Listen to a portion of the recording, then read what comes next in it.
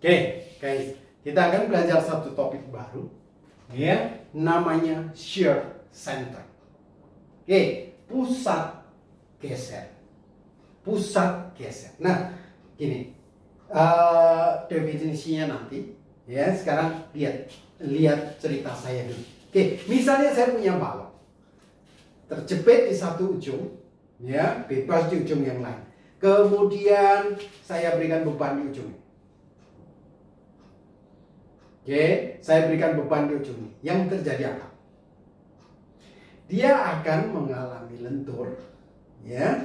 Dia akan mengalami lentur, berubah bentuk. Tetapi perubahan bentuk yang dialami itu terjadi pada bidang ini, bidang datar ini, ya. Kalau ini vertikal, bidang vertikal ini, ya. Dia akan mengalami perubahan bentuk. Kalau ini saya kerjakan pada sumbunya, ya, pada melewati pusat masanya, ini vertikal. Nah, dia akan mengalami lentur tetapi, ya, dan berubah bentuk tetapi pada bidang, ya, pada bidang. Atau kalau ini, ya, ini bidangnya, oke, dia akan lentur. Nah, pada bidang, dia tidak keluar dari bidangnya, dia tidak ke kiri ke kanan, dia hanya vertikal. Oke, itu kalau ini bekerja vertikal, ya, berarti mengikuti salah satu sumbu utamanya, ya. Nah, yang terjadi seperti ini. Tapi bagaimana kalau ini saya kerjakan tidak melewati pusat masanya, ya? Misalnya di sini ada eksentrisitas. Memang ini tidak langsung bisa kelihatan bentuknya, tetapi kurang lebih kalau ini yang terjadi, dia tidak akan berubah bentuk pada bidang ini, tetapi dia akan mengalami sedikit, ya, seperti ini. Dia akan terpuntir, ya, dia akan terpuntir seperti ini. Jadi selain mengalami perubahan bentuk dalam arah vertikal, ya, tetapi dia juga akan terpuntir. Berarti dia juga akan ada deformasi ke arah lateral sedikit akibat puntiran ini. Ini disebut puntir atau torsi. Kenapa? Momen akibat ini, momen terhadap axial atau longitudinal axis, sumbu memanjang. Momen akibat terhadap sumbu panjangnya dia. Ini sumbu panjangnya kan ini. Ini momen terhadap sumbu panjangnya. Ini torsi. Sekali lagi, tolong diingat, ya, momen bisa ini. Bisa ini momen lentur, bisa ini momen lentur terhadap X, terhadap Y. Kalau terhadap ini yang disebut torsi. Ya, sering disalah pahami bahkan oleh mahasiswa sipil. Apa itu torsi? Torsi adalah momen terhadap sumbu memanjang. Ini torsi. Ya, jadi ini lentur, ini torsi. Oke. Jadi itu terjadi kalau misalnya penampang seperti ini, 4 persegi panjang, saya berikan beban yang dengan eksentrisitas. Tetapi tidak selalu demikian terjadinya. Misalnya saya punya penampang seperti ini, berbentuk C seperti ini, ya. Lalu katakanlah pusat masanya di sini, saya beri beban V di sini. Ya. Misalnya punya penampang berbentuk C atau disebut kanal C, ya, diberi beban V pada sumbu Y, ya, vertikal melalui pusat massa. Oke, kalau ini melalui pusat massa dia akan seperti ini. Tapi kalau yang kasus seperti ini diberi beban melalui pusat melalui pusat massa vertikal, dia tidak hanya akan berubah bentuk seperti ini, tapi pada saat yang sama dia juga akan mengalami torsi, puntir. Ya, itu terjadi pada penampang seperti ini. Terjadi juga pada penampang yang misalnya seperti ini, yang tadi kita diskusikan di video sebelumnya, yang tidak simetris seperti ini. Ya, itu terjadi. Nah, jadi selain walaupun beban sudah melewati pusat massa, dia mengalami lentur, tetapi pada saat yang sama dia juga akan mengalami puntir atau torsi. Nah, Sekarang, torsi sering tidak dikehendaki terjadinya karena ya dapat dikatakan untuk penampang-penampang yang terbuka seperti ini kemampuan memikul torsinya rendah, kecil. Karena itu kehadiran torsi sedapat-dapatnya dihindari. Nah, ini ada satu term istilah yang kita sebut sebagai shear center, pusat geser. Apa itu pusat geser? Ya, pusat itu lokasi, tempat. Ya, kita definisikan demikian. Pusat geser atau shear center adalah posisi, lokasi, titik di mana kalau kita kerjakan beban geser kita melalui titik tersebut, maka balok kita ini hanya akan mengalami lentur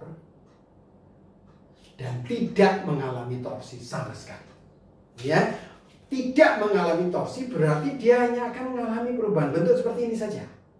Ya, berubah bentuk hanya dalam bidang ini saja.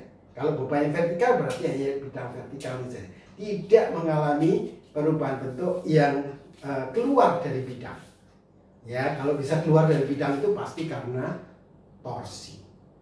Ya, oke. Jadi sekali lagi, apa itu shear center? Pusat geser adalah shear itu pusat, titik, lokasi. Pusat, titik atau lokasi di mana kalau kita kerjakan beban P kita melalui pusat tersebut, maka pada penampang ini tidak terjadi torsi. Yang ada hanya lentur murni, tidak terjadi torsi. Torsinya pada penampang nol. Nah, itu yang kita perlu pahami. Nah, sekarang bagaimana kita bisa menentukan lokasi dari shear center? Ya, gampang. Nah, misalnya saya misalkan lokasinya di sini. Ya, lokasinya di sini secara E, ya, secara E dari center line, dari garis tengahnya web ini, katakanlah ini. Berarti kalau V saya kerjakan di sini, ya, V saya kerjakan di sini, ini V, maka pada penampang ini, kalau benar ini adalah shear center, ya, kita asumsikan dulu lokasinya di sini, maka pada penampang ini torsi tidak terjadi. Ya, sekali lagi, kalau ini benar shear center, maka kalau V saya kerjakan di sini melalui titik shear center ini, maka pada penampang ini torsi tidak terjadi. Nah, yuk kita tentukan lokasi ini.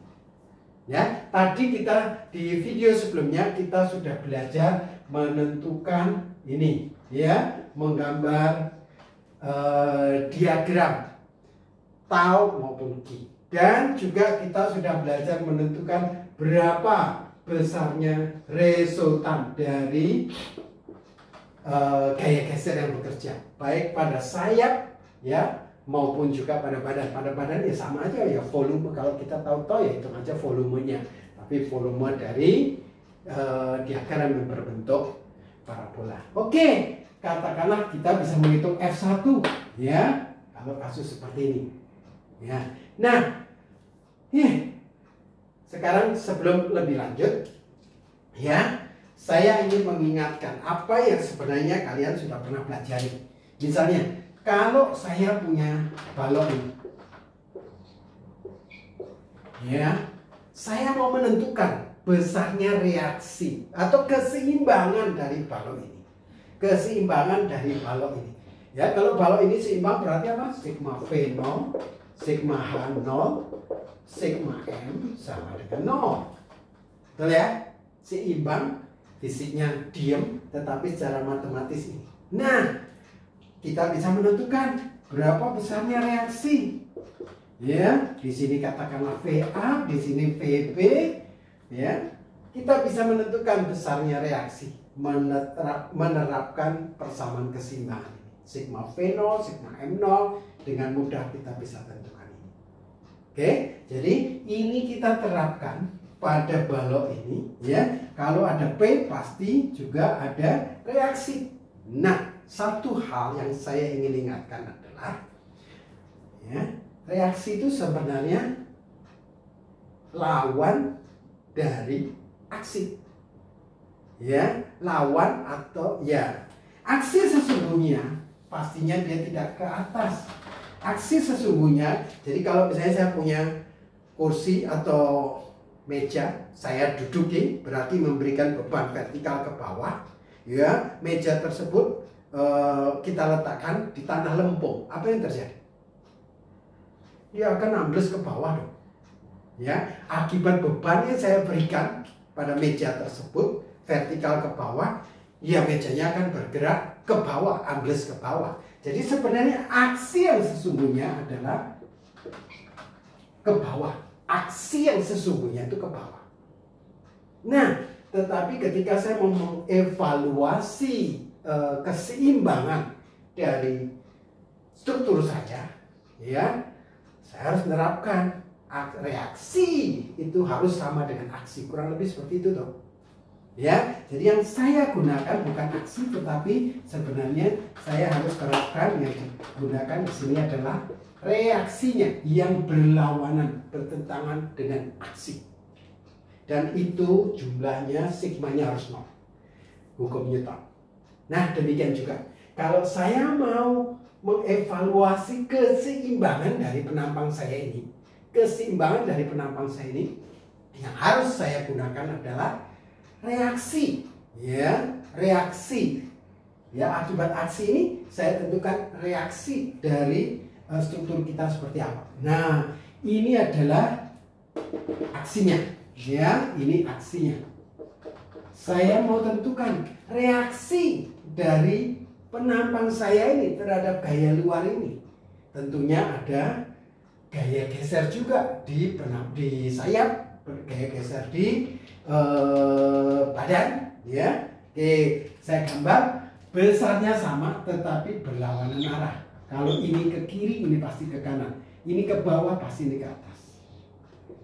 Ini ke kanan, ini ke kiri, tetapi besarnya sama. Ini F, ini F, ya. Ini V, ini pasti akan kurang lebih besarnya akan sama dengan V, ya, kalau dihitung volumenya. Oke, nah, sekali lagi ini lawan dari ini arahnya. Ini reaksi, ini sebenarnya aksi. Ya, oke. Dengan demikian saya bisa terapkan ini dong. Sigma horizontal 0 pasti ini sama. F1 sama dengan F ini pasti sama. Sigma V0 pasti ini sama.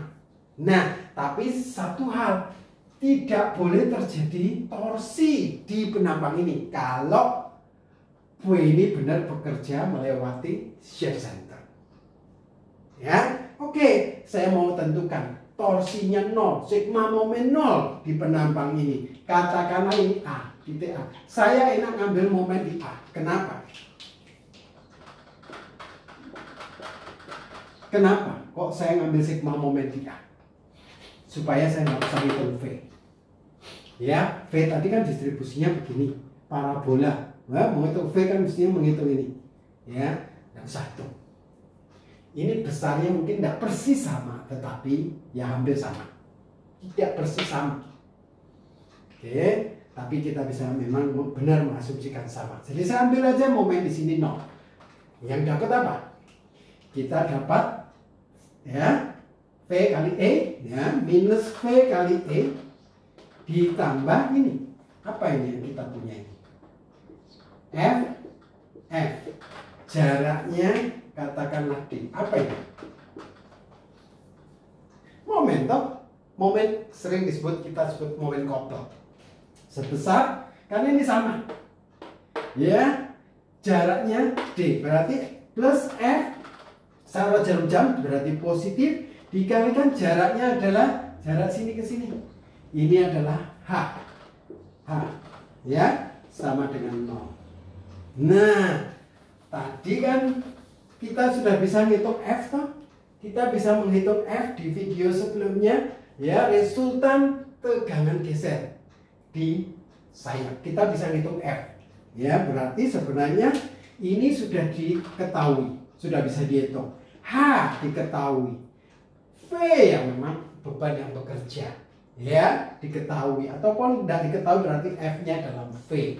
Oke, berarti dari sini kita bisa tentukan apa? E sama dengan F kali H dibagi V. Nah, ini adalah apa itu E? E adalah lokasi dari shear center. Ya, lokasi dari pusat geser, ya, terhadap garis tengah atau center line dari web ini. Ya, ini E. Ini kan kita sudah belajar menghitung ini semua. Berarti E bisa ditentukan lokasinya. Pertanyaannya, ini bisa jadi negatif. Hasilnya bisa positif, bisa negatif. Kalau positif artinya apa? Kalau positif artinya, ini tadi kan kita misalkan lokasinya di sebelah kirinya. Kita misalkan lokasi shear center di sebelah kiri dari web. Kalau hasilnya positif artinya pemisalan kita benar. Bahwa tadi kita misalkan di sebelah kiri berarti pemisalan itu benar. Jadi kalau ini positif, misalnya ya, ini positif berarti pemisalan itu benar. Berarti dalam hal ini lokasi shear center adalah sejarah E di sebelah kiri dari web. Ya, center line-nya web. Kalau negatif berarti pemisalan kita terbalik. Berarti ya pemisalannya terbalik. Berarti lokasi sesungguhnya dari shear center adalah sejarah E di sebelah kanan center line dari web. Oke, saya akhiri video kita sampai di sini. Setelah ini kalian bisa berlatih ya menyelesaikan practice problems ya yang sudah saya siapkan di slide untuk shear center. Oke, thank you. God bless you.